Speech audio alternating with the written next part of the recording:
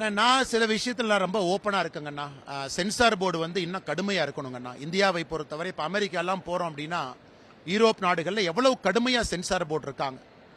இங்க வந்து நிறைய சீன்ஸ் நம்ம பார்க்கறதெல்லாம் ஏற்றுக்கொள்ள முடியாத சீன், ஏஜ் குரூப் சம்பந்தமே இல்லாத ஒரு சீன், 16, 18, 14 எல்லாமே. அதனால சில திரைப்படங்கள் முழுமையாக சென்சார் செய்யப்பட வேண்டும். திரைப்படத்தை தடை செய்ய வேண்டும் எப்போ நான் சொல்லல, முறையாக சென்சார் செய்யப்படணும். அப்ப யாரு போலாம் யாரு போகக்கூடாது அப்படிங்கிறது தியேட்டர்ல ஸ்ட்ரிக்டா என்ஃபோர்ஸ் பண்ணணும். எத்தனையோ படங்கள் சென்சார் கொடுத்தும் கூட தியேட்டர்ல அதை என்ஃபோர்ஸ் பண்றது இல்லை, எல்லாத்தையும் உள்ள விடுறாங்க. மால்ல மட்டும்தான் பயப்படுறாங்க, மால்ல இருக்கக்கூடிய சினிமா தியேட்டர்ல தான் அதை பயப்படுறாங்க.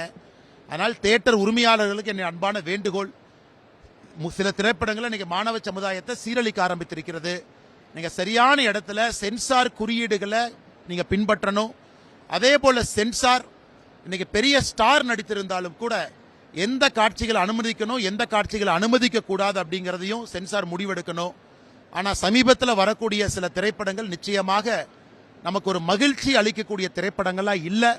ஏன்னா ஒரு பக்கம் woman empowerment, rape against woman, atrocity against woman ஒரு பக்கம் தொண்டை தனி கிளிய கத்துறோம், இன்னொரு பக்கம் ஒரு சினிமா ஒரு உமனை வல்கராக, ஒரு உமனை செக்ஸ் டிராஃபியாக, ஒரு பெண்ணை நான் மனைவி வச்சுக்கலாம் அதன் பிறகு துணைவி வச்சுக்கலாம்.